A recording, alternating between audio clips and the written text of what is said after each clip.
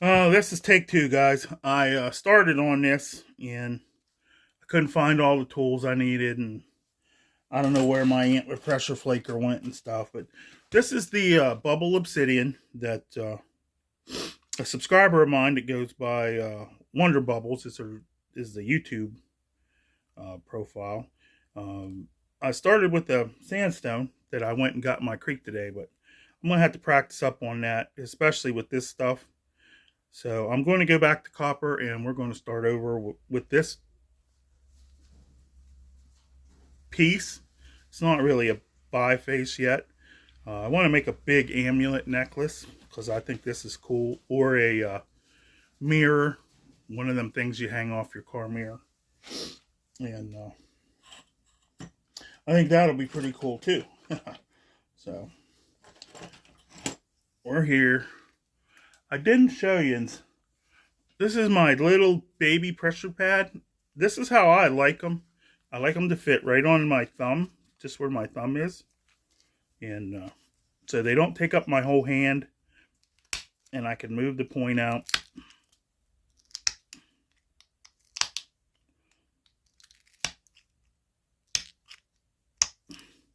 Now I got those steps using sandstone that I got out of my creek. I just went and picked them out real quick. It wasn't the best choices in sandstone. So that's why I'm starting over and just using regular old copper tools. I will be doing a big knife out of obsidian. Maybe tonight. Not sure because I'm planning on working tomorrow. So, you know, that's all contingent on how my day goes. Waiting on a bunch of parts for my van, which is always fun.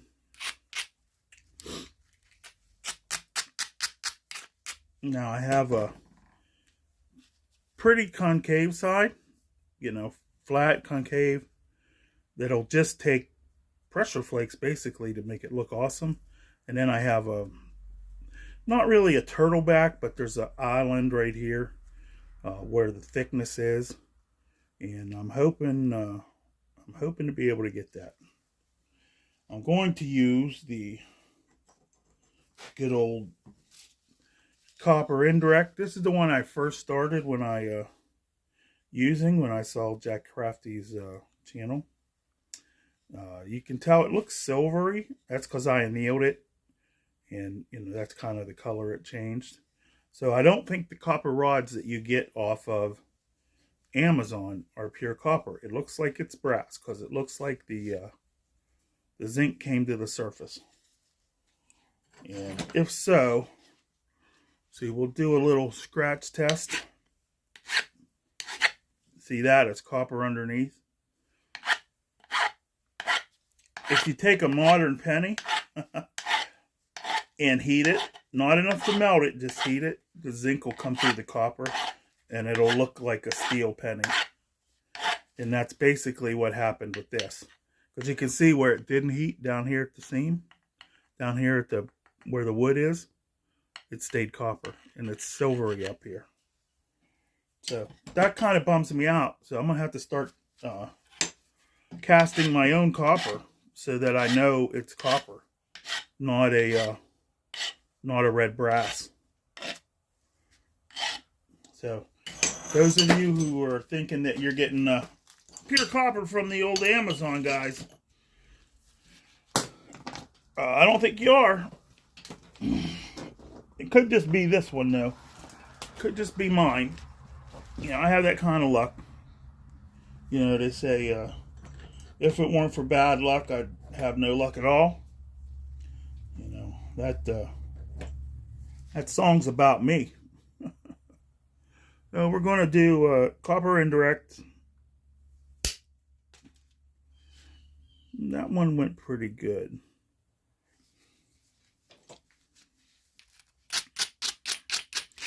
Now, when I use copper, I have to abrade. At least for this. When I do pressure flaking, I've been promising people to show pressure flaking without or very tiny little abrading. I think it works better. I friggin' love it. It does eat the edge a little faster, but if you count all the times that you have to abrade, it probably doesn't. And, oh, there we go. See, I got that hump out of there. This isn't too bad so far. Maybe once it gets thin, I took a bite. It's bitey. And then I always like to dull them because I feel like when I work obsidian, if there's a sharp, it'll seem like there'll be a little crack there and it'll just come down and just ruin everything. I've had that happen quite a bit, actually. Yeah, it's working pretty good. Maybe you had a bad batch, Wonder Bubbles.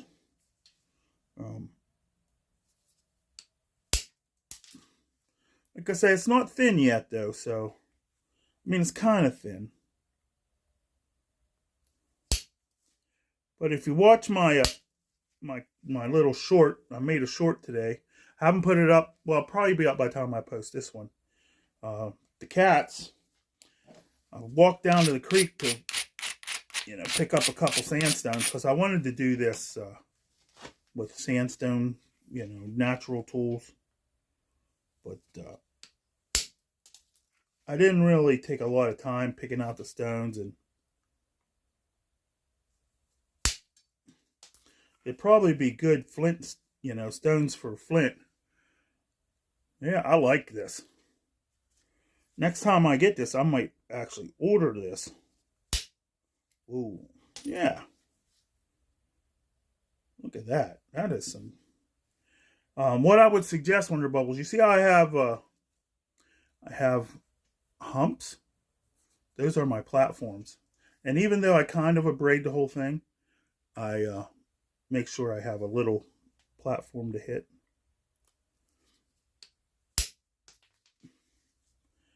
And there we go. I think that side's good for me. I just got to turn it around. Man, that might make a good pendant right there. Just wrap it and call it a day. Now I'm going to turning the edge. Don't turn the edge all the way down to this surface. Just make sure that you have you're not hitting above.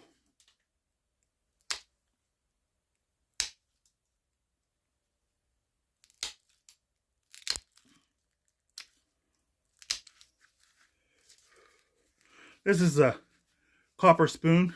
Yes. Patrick calls it spatula. I use it to eat tuna, so it's a spoon.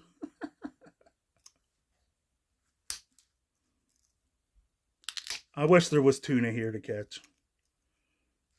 I went fishing the other night. I was going to make a video, and I got there. Everybody was catching fish. I never had a bite. Fish to the right of me, fish to the left of me. No bites. Gotta say, that was really annoying. This is my first, I had this little thumb pad. See, this is the size I like. It fits right over my thumb. So I have room to move my hand, and it works pretty good even with big points or little points. I had this since I started Flintknapping again, which was 2021 or so.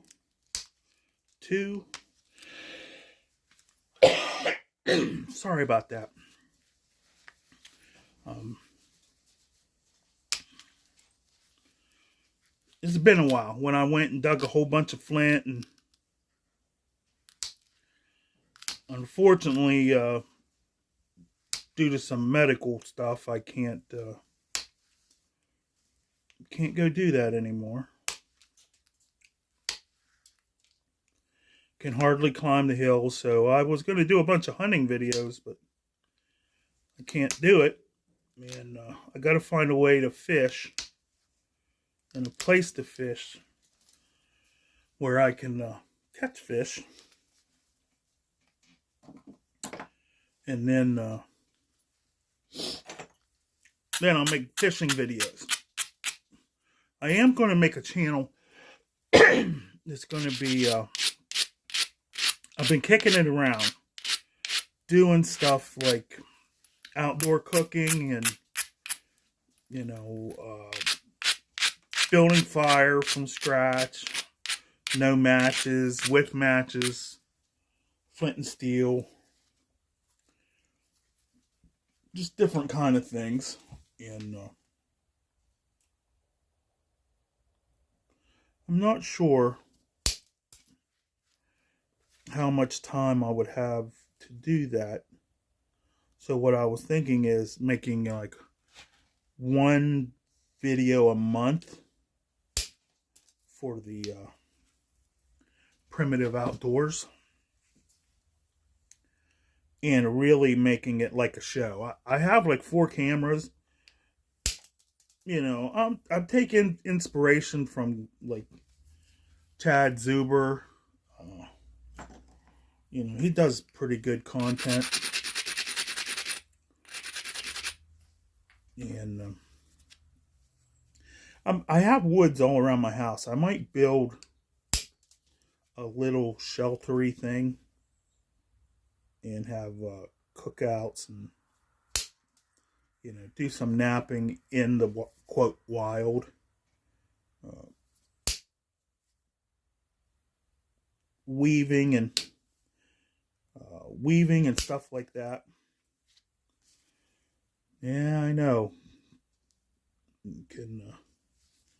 Jimmy can weave? Why, yes, Jimmy can. Jimmy makes homemade string, and I was gonna do my my homemade fishing kit, but I can't even catch a fish with modern stuff, so I kind of put that on the back burner. These little diamonds are awesome. Diamond files. I tried them before, and I think I was getting the generic ones, but I asked Patrick about them, and I think he got them off of Amazon, so I got some on there. I got them at Harbor Freight. They were okay, but with the flint, I felt like they wore out really fast. And although they're not expensive, I don't want to be going and buying them every other day. Now, right here, there was where the flake I just, when I come back, see how there's a flake there and a flake there, and then that leaves this. When I come back, I'll do that one, and it'll go really far. And then, see, I got one there and one here. Now this time I'm going to do this one, and it should go right down that ridge and go pretty good. So we're going to see.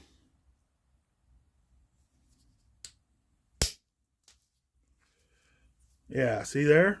Right down that ridge. This stuff wants to spread a lot, so. Oh, that was a good one. It cleaned up. There was a steppy crap right here. Cleaned that up good. But see here?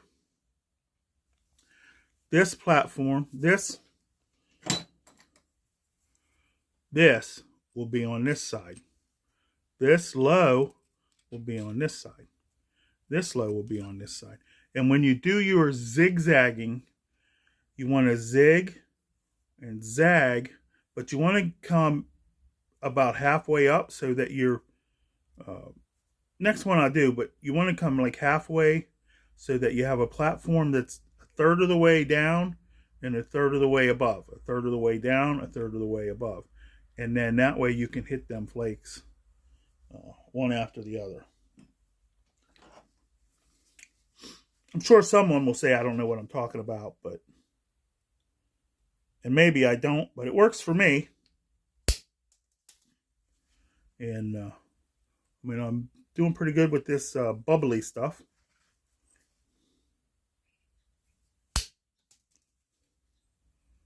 This might make a friggin' awesome pine tree.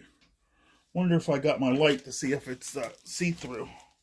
See if it's thin enough for see-through yet.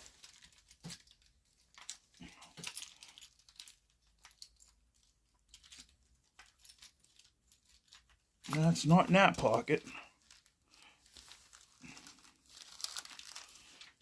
That's my extra knife. Maybe it's over here. Yes, I carry extra knives. I always want to be prepared. And I always carry a stone knife too. Can go through a lot of radars. Oh, look at that. See that? That's really... I never seen obsidian like that. It's clear and bubbly. I like it though. I imagine out in the sunlight, it's going to be fantastic.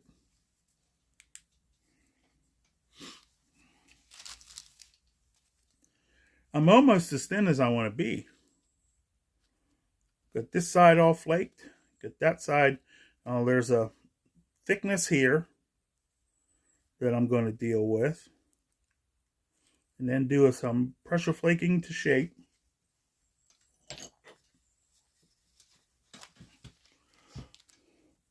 The thing about pressure flaking is it's hard to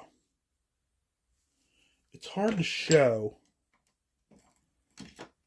And now you see I was going to hit this, but there's like a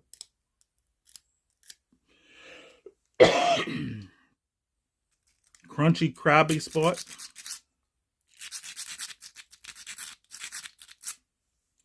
So I'm just going to grind that more. And hopefully that flake will hold together better.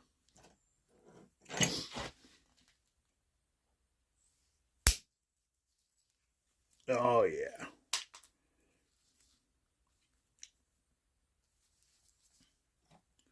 I don't like to grind too much. Because then you can get caught in a trap. You can take a bite like that. But I think that was a crack from that crack that was there. It's that kind of sucks. The rest just looks like pressure. Maybe the base a little bit.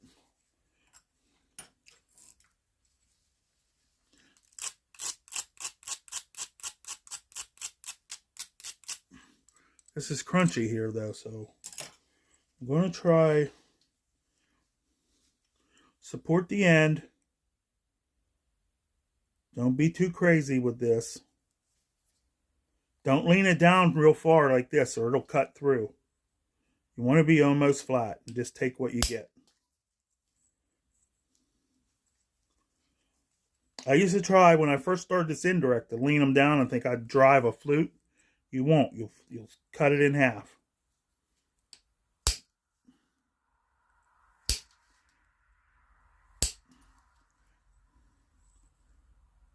I got most of that crunchiness gone. The rest can be pressure. Now, do I do the do?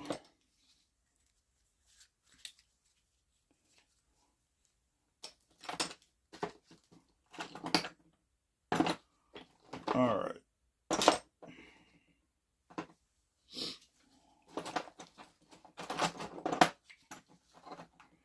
Now I have my choice of 3 and 4, but I can't find the antler one.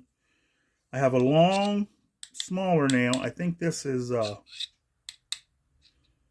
finish nail, like the biggest, like a 3-inch finish nail, and it's only in like you know, so that it'll be springy. When I want to push a flake, it'll spring and it'll help me to keep from getting steps. This is copper. I like it a lot, but it's not springy. But I can deal with that. And this nail is a little tiny bit springy, but you know, it does a really good job too. So we're going to start. We're going to just see how things go with the springy one. I like it because it makes the flakes, like, I can't react. I don't think anybody can react fast enough. But you see how that bent? And then once the rock goes, this will spring and it'll keep pushing. See, it took that right out of there. And then we'll just, I'm going to try and get in here.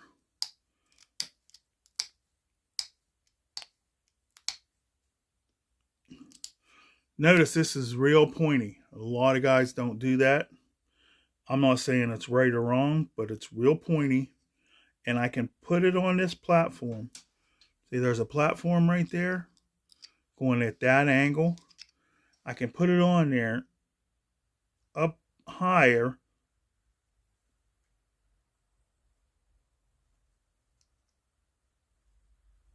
and load that thing up and it'll blast.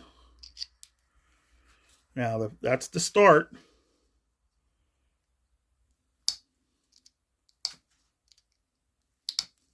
Now we can do is turn this over and take this flake right here from the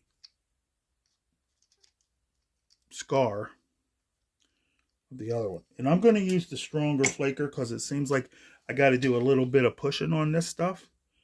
So it's really pointy. I picked my depth. And you see that one just went to here.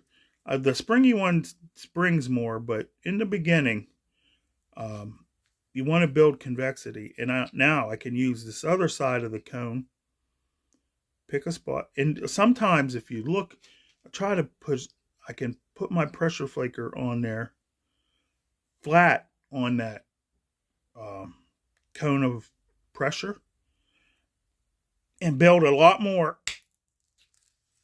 and push a better flake.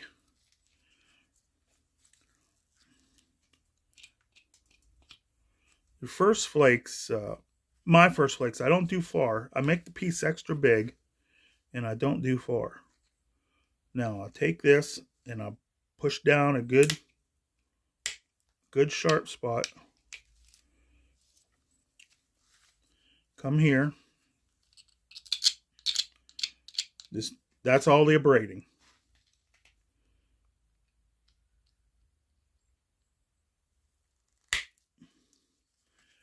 Now you see how far that one went? It almost overshot, clear across there. And then I can pick up on that.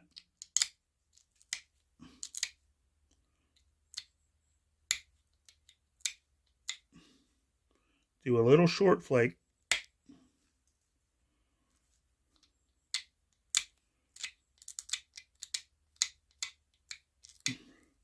Now I get on this flat. Pick my depth. I usually go a little bit above the surface. Push in, and it leaves a razor edge. This is a little too far, but I would be taking all this off anyways. So usually I just do about 1/8 of an inch and do multiple passes. But this one's going to be just probably a single pass.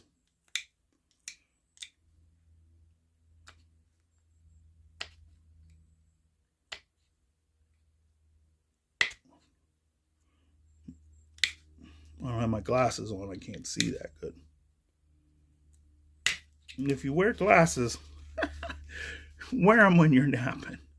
I'm going to put my glasses on. But this is the basics of it. I didn't invent this, and I don't, I picked it up from watching a channel called Flintknapper Jimmy. I mean, I saw the name Jimmy, I couldn't resist watching. And so I picked it up watching his channel. And I like this method a lot. When I make my little hunting arrowheads now, they are super sharp. I mean, it's like the sharpest, the sharpest ever I ever seen. I put a new light overhead. I think it's, I hope it's helping. I haven't, reviewed the film yet, but we're going to see. Now, you don't have to flip-flop. You can do an uptick. And I think this is what Ishii did. He did an up and then a down and then an up and then a down and then an up and then a down. Now, see, this is normally how it goes.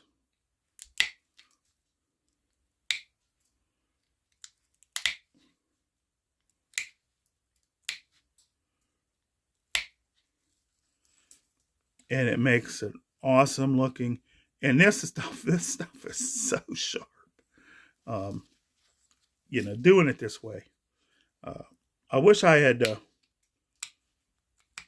seen this years ago. Not that my stuff wasn't sharp, but I always thought it could be sharper. Which you always think that. It can always be sharper. Even a steel knife can always be sharp. And that's how to do it. Man, that's a killer. Hopefully this doesn't take 2 hours. I'm going to stop talking so much now and try and... Now, you see why I like it small? Because I can hold this out over here. And just like whittling, there's a whittling where you put it against, so you actually have more control.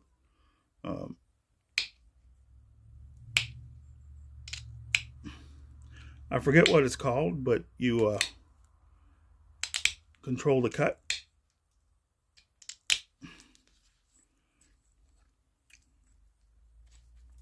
Okay, let's do the other side.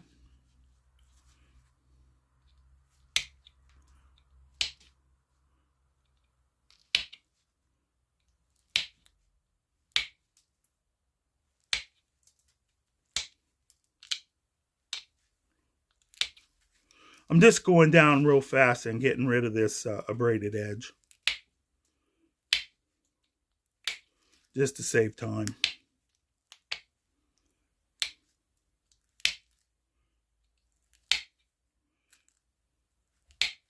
The cats were all over me on the creek walk today. Which was just a short little stroll over there. There's, the creek's full of leaves. There's no water in it. Well, very little water in it.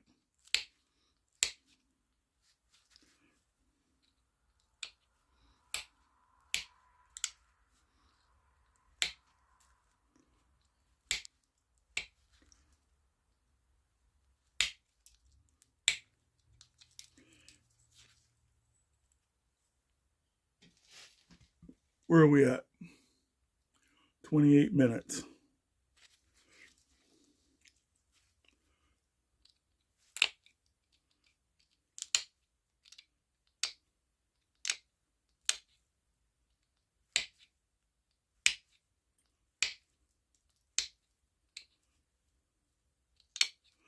Okay, at a half an hour, we're gonna call this part 1.